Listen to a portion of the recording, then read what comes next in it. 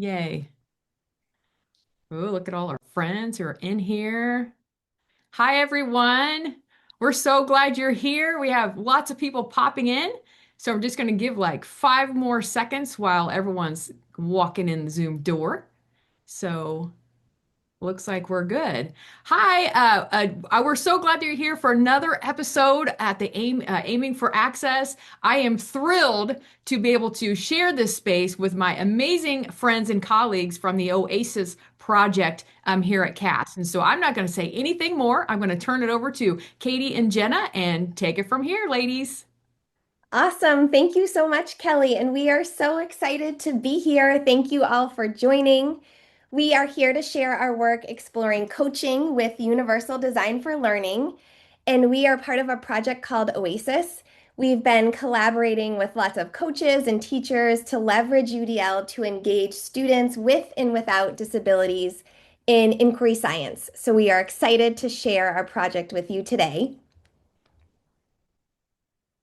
And if you don't mind going on to the next slide, Katie, thank you. We thought we would start out with some introductions. We are here representing an amazing OASIS team at CAST. So Katie and I get to be our representatives. My name's Jenna Gravel, and I'm the Senior Director of Pre-K-12 Research. And Katie, I'll hand it off to you. Do you want to say a quick hello? Sure. Hi, I'm Katie Bevan. I'm a senior research associate at CAST. And we have some wonderful colleagues. I think our colleague Anne Marie Kanoki is on and Shantae Singer. They are also members of our OASIS team.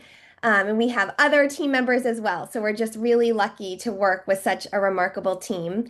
And we encourage all of you to say hello in the chat and introduce yourselves. We also included an email on that last slide. So we really encourage you to connect with us after this session too if you have any questions or ideas to share with us at oasis@cast.org. So we'll be checking out the chat as you say hello and please introduce yourselves. Hi, friends. Let's just pause for a second because it appears that there are some Yeah. audio things happening. Hmm. It sounds fine on my end, so if anyone can give us some more explanation, that would be amazing.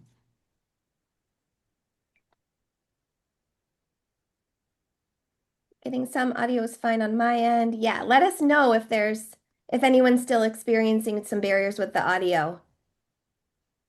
Okay, let's continue. Okay. All right, we'll keep going, but please in the chat let us know if there's anything we can do on our end.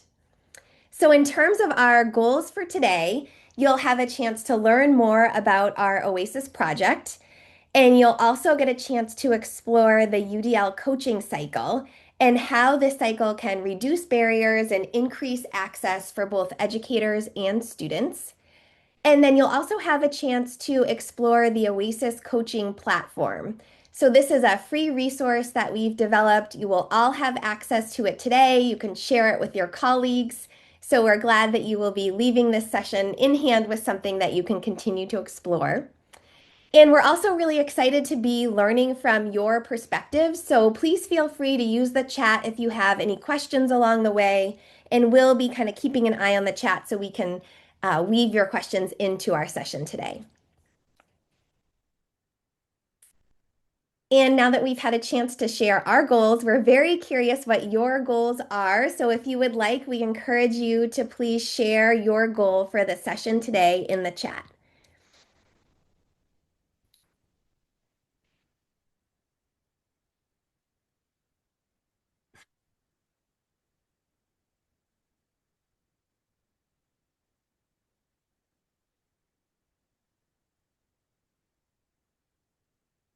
So we have one goal, learning more about UDL implementation. So we will definitely be talking about that and sharing how we were actually leveraging the UDL framework in the design of this project. We want to share some specific examples, find out what is new. So yes, we'll be sharing about the project so you have a sense of what we've been up to. Goal is to learn more about UDL. We'll definitely be sharing that, and hopefully the concrete examples that we'll be offering to you will be helpful. Oh, good. There's lots of goals coming in. Awesome. Learning more All about right. your project. So I will hand it off to you, Katie, but please keep these goals coming and we will start to kind of incorporate them as we go too. Yeah, thanks everyone. Please keep the chat rolling. I'm just going to give a brief introduction to our project, which was a research project through OSEP, the Office of Special Education Programs. We call it OASIS, which stands for Opening Access to Science Instruction and Support. And it had kind of a different type of model in that we worked directly with instructional coaches. We did some training with them, provided them with a lot of resource, and then we kind of let them go out into the world. And they worked with their teachers. And teachers, and then of course, worked with students. So we are trying to impact people at kind of all those levels, as our little graphic shows, if you're able to see it. And the goals of OASIS on our end, we were really working on providing resources that coaches could use. And the idea was to build up their capacity to support every learner in science classrooms. And Jenna is going to talk a little bit more about using UDL And this in is coaching. great because I know a lot of you in your goals for this session were curious about UDL broadly, the UDL guidelines, and how we were applying the guidelines to our work. So our entire OASIS project has been guided by the UDL framework and the associated guidelines. So hopefully this will address some of those goals that you came with. We're guessing that lots of you are familiar with UDL and the guidelines, but just to offer a quick summary, UDL is a research-based framework for teaching and learning that guides educators and researchers and curriculum developers and more to design accessible, inclusive, and challenging learning environments. And then at CAST, we've created the UDL guidelines as a tool to apply the UDL framework to practice. So the UDL guidelines offer a set of concrete suggestions that coaches and teachers can be mixing and matching and using to reduce barriers and increase access to learning goals. So we could be going on and on about UDL and the guidelines and the development of the guidelines. We just recently launched our most recent iteration in 2024, version 3.0. So we encourage you to put any questions about the guidelines in the chat. And then it looks like, Anne-Marie, if you don't mind adding a direct link to the guidelines website too, that would be great in the chat, just in case anyone wants to go deeper as we're talking about some of the ways that we were leveraging the UDL guidelines in this work.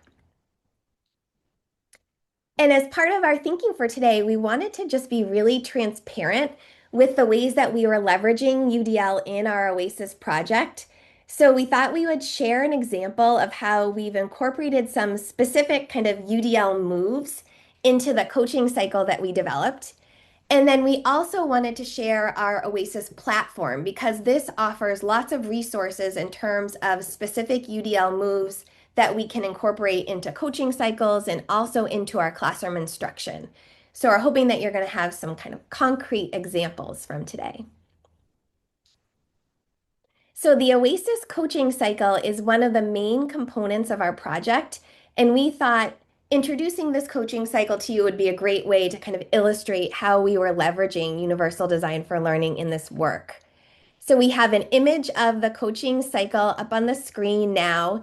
It's this kind of iterative cycle starting off with set goals, plan and model, practice, co-teach, and reflect. And we were really thinking about this coaching cycle as emphasizing a collaborative partnership between the coach and the teacher.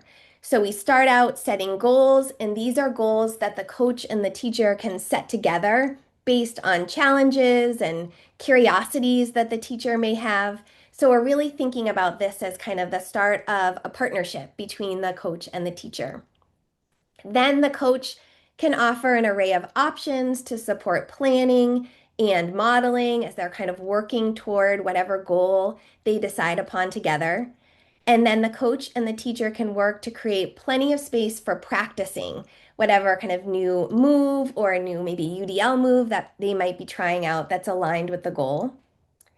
And then the coach and the teacher might co-teach a lesson together as a way to kind of continue that partnership and that opportunity to practice.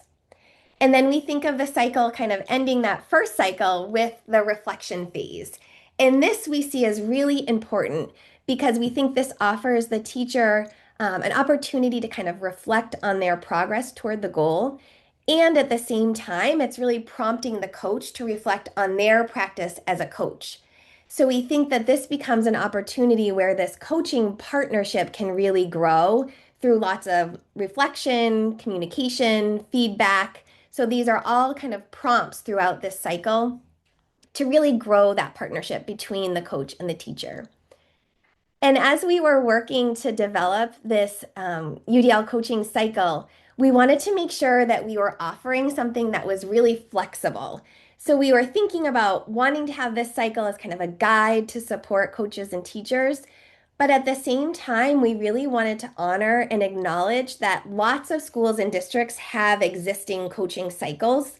And we've been very lucky to partner with an array of schools for this project. And we wanted to make sure this coaching cycle was kind of broad enough and flexible enough that it would fit into maybe existing coaching cycles that were part of the partnerships that we were developing with our research sites, but also with other schools and districts who might be interested in using this cycle. So hopefully you're noticing lots of kind of flexibility built in there. And now we thought we could give you this transparent kind of view into how we were leveraging UDL in the design of this coaching cycle. There are actually lots of different ways that we were using UDL, but we thought we would start out with one specific example. And that's in how we drew from the UDL guideline design options for strategy development. So on this slide, we've kind of highlighted that first consideration under strategy development, set meaningful goals. And that was a big part of the set goals, that kind of first phase of the coaching cycle, where we really emphasize the goal setting as a collaborative process between the coach and the teacher. And then on this slide, we also emphasized enhanced capacity for monitoring progress. And that is consideration 6.4 under this design options for strategy development. And that you might have noticed is kind of embedded into that reflection phase where we were saying that can be a phase within the coaching cycle that prompts both educators and the coaches to be kind of reflecting on their progress toward goals. So that's just one example of how we were leveraging the guidelines, but that really, the guidelines really served as this wonderful kind of tool for us to make sure that we were reducing barriers and increasing access when we were thinking about the development of this coaching cycle.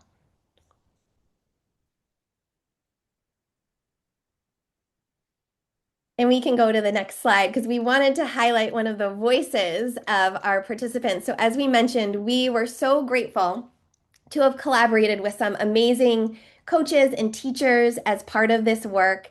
And we just wanted to share one quote from a teacher who participated, or a coach who participated in our study and found this coaching cycle to be especially important. And they shared, participating in the OASIS program had a significant impact on my coaching practices by encouraging a more structured, reflective, and data-informed approach to coaching. So that just gives you a sense of one of our participants, but it was wonderful to really learn from them along the way. We definitely took a very strong kind of co-design approach in earlier phases of our project to make sure that we were designing this coaching cycle, again, that was both flexible, but also could serve as a really valuable guide. So now we wanted to pause and we are, curious about your experiences. We wanted to give you a chance to make some connections. So if you'd love to, we would love for you to share in the chat. What experience do you have with instructional coaching? Does it use any protocol or cycle? So we were curious, did this coaching cycle that we've just shared, does it resonate with you in any ways? Maybe it might look familiar. So we'll pause and give you a moment to share in the chat any reflections you have on any connections to this coaching cycle.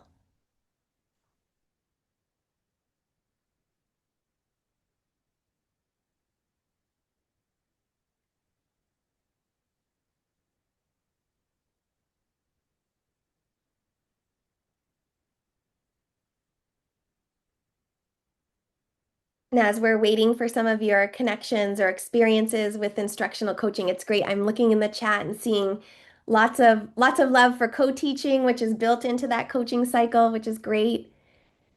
and noticing scaffolds for both the coach and the teacher. Oftentimes, I think that instructional coaching is kind of conceptualized as a support just for the teacher, right? But there's so much that can be built in terms of supporting coaches as well.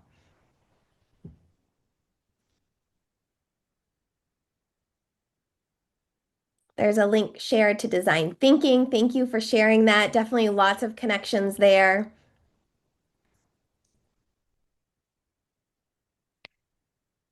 We'll keep them coming. I'd say if you have Great. another idea or you want to share something, I am going to jump a little bit. Oh, some people are putting some things in now. Yeah, making it truly collaborative. I think that's right. That feels important. It was important to us as researchers that we were collaborating with the educators. And I think you're right. The relationship between the coach and the teacher could be more collaborative too. So we've mentioned a couple times how we worked on resources for coaches. So I want to talk a little bit about our coaching platform, which is a freely available website. I'm actually going to try to exit my slides and show you the website instead. Can you guys see the website now? Does it look good? Looks good on my end. All Thank right, you. that's good. Thank you, Jenna. We've got some comments too in the chat. So yes, Okay, we're excellent. Good. good. I'm glad you can see it. So our website has tips and resources. I'm going to give you a little bit of a tour here first, and then we're actually going to give you a link to make it easier for you to use to explore it yourself. So Jenna talked about our coaching cycle, and just like coaching we see as a cycle for coaches and teachers, the inquiry science process, which this project was focused on, is also a cycle for teachers and students to kind of learn and do and reflect. And so we've organized our website resources around that kind of cycle. We actually used the 5 E's framework because we realized that a lot of our schools were using that cycle across subjects and in science as well. And so we have pages set up with some specific resources for each phase of the cycle. I'm going to go to Engage to show you an example. And if I scroll a little bit, you'll see we have these tips. Some are kind of aimed more at coaches directly, and some could be for coaches to use with their teachers, for teachers to access themselves. These are tips around the engage phase, maybe when you're just introducing a new subject. And if you see over here, each tip is associated with what we're calling a UDL move. So this calls back to those UDL guidelines, usually ties to like one of the specific considerations.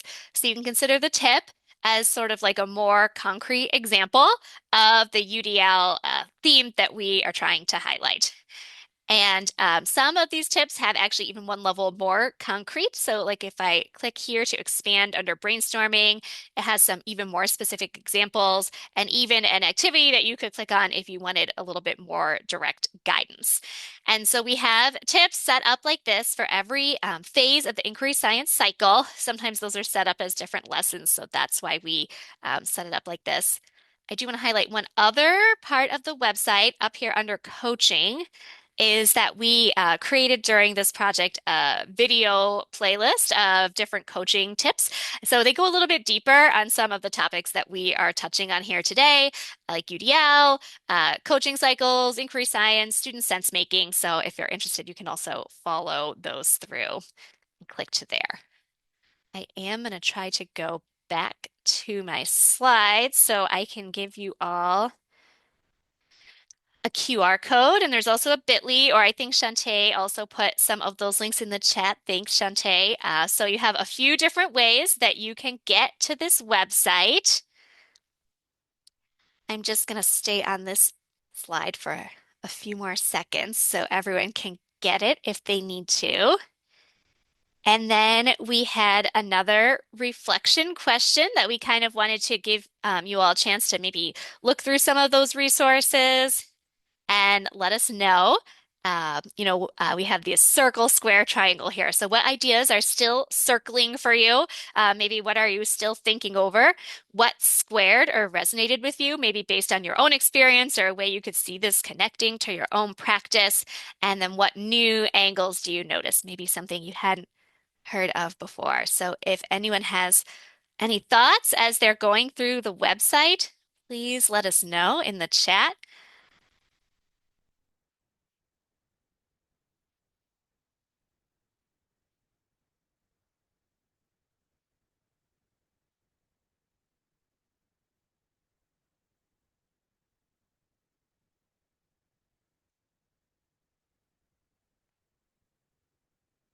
I know there is kind of a lot of content there. It can kind of keeps getting layers. There are layers, so you could kind of look through it now and then maybe something sparks your interest. You could go deeper at a future point.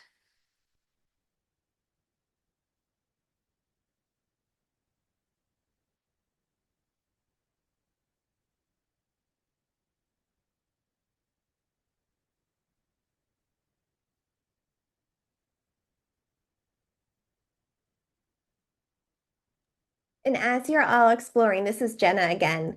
But as you're all exploring, I did want to think back to some of the goals that you put in the chat at the beginning of the session and how you are hoping to make some specific connections to UDL and to the UDL guidelines.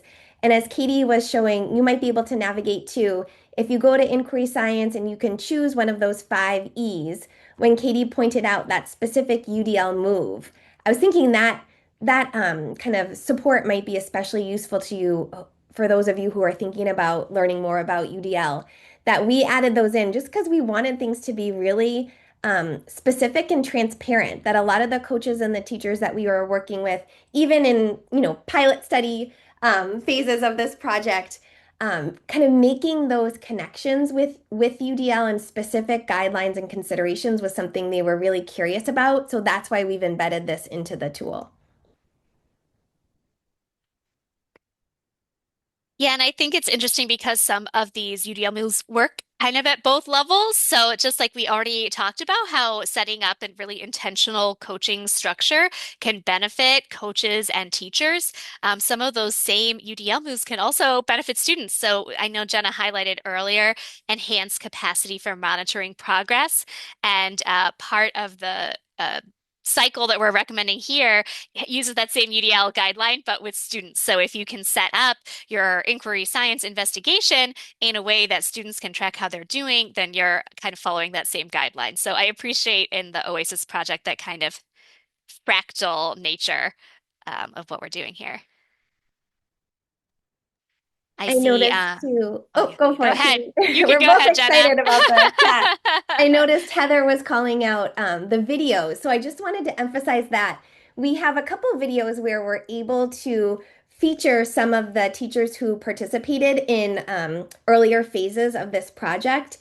And with them kind of sharing their perspectives and their experiences with coaching and with the inquiry science kind of process, we were so grateful to be able to really highlight their perspectives. And that's a video that definitely has resonated with some other teachers who I've shared that with, that I think hearing directly from educators feels so valuable. So that's one to highlight in the video series.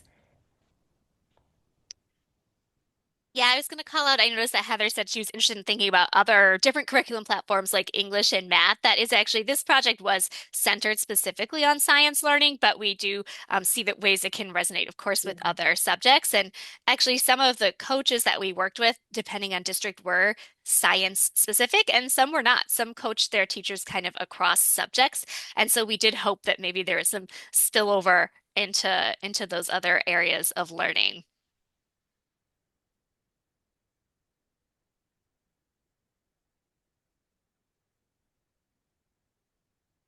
Yeah, and science does build in some of those other skills too, of course, right? If you're Right. doing charting data, if you're, writing to explain uh, your scientific thinking, really can bring it all together.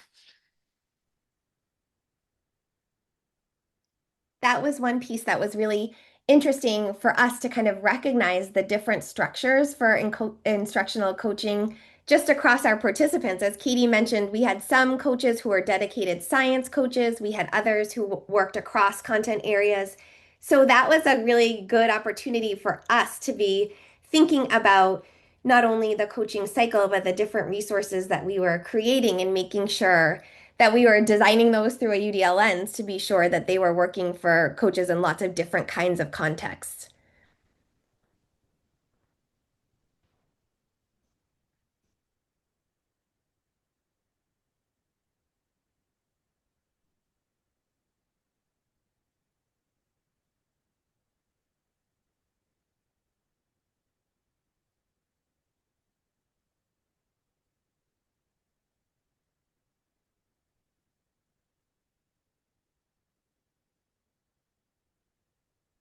I think Carolyn asked if our data shows any improvement in learning, and we are actually in the analysis process right now. So we gathered data at those different levels. We gathered data from coaches and teachers, and they did the results we have from them show that they did find that the participating in the OASIS project was valuable to them. But we're still kind of just gathering the data in terms of like, did it change teachers' attitudes towards their science teaching?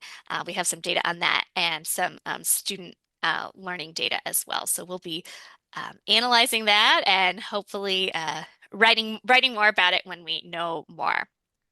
This has been the final year of this project. So we closed up our work with schools, and now we're working on sharing out.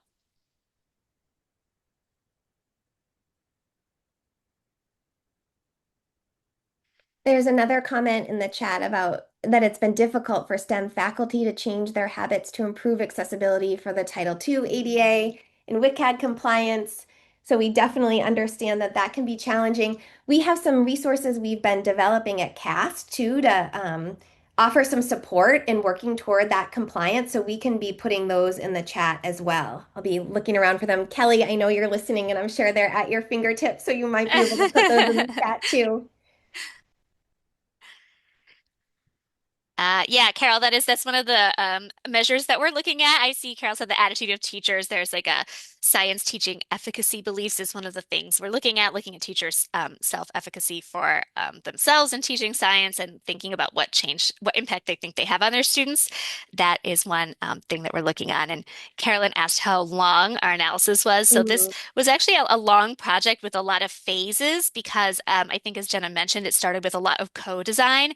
So these resources have been developed over the course of two pilot studies where we worked more intensely with smaller groups of educators. And then this year, over the course of the year, the 25-26 school year, we worked with coaches for this is what we call our impact year that we're collecting more specific data on.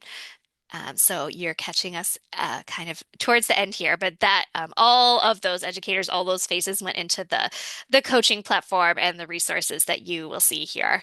What we learned from them as we went along, what they needed, what their pain points were, especially in science classrooms. So we're excited to have developed that resource and hope that it can kind of live on and other people can find uses for it.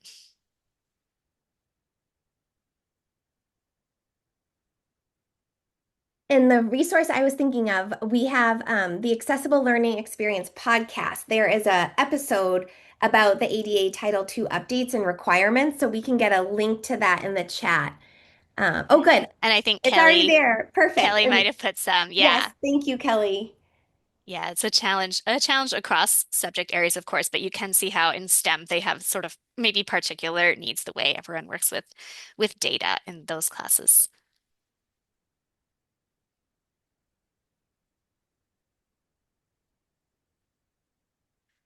Okay, I think we are about running I up know. on Yes. time. Um, oh, Kelly's Yes, looks like putting one last. Have you collaborated with other management systems of learning? This we kind of built within our system of, this was built on a Google site in terms of the OASIS Coaching Platform. But I think it would definitely be interesting to explore like connections between other systems, especially thinking about, again, how we really wanted to build that coaching cycle to be so flexible and to work in different contexts. I wonder if that flexibility could allow us to explore other systems as well. Um, Great. And now there's also a link to the podcast in the chat. So you are leaving with lots of resources. We're especially glad that this OASIS coaching platform that we created is a resource you can leave with today and be sharing with your colleagues. And again, we are really eager to connect with all of you. So please feel free to reach out. We would love to learn from your perspectives. Okay, thanks everybody, and thanks to Kelly for allowing us to come on and talk about Oasis. Thanks, yeah, to everyone who is here today. And yeah, we look forward to hearing more from everyone. Thank you all. And thanks again, Kelly, for the opportunity.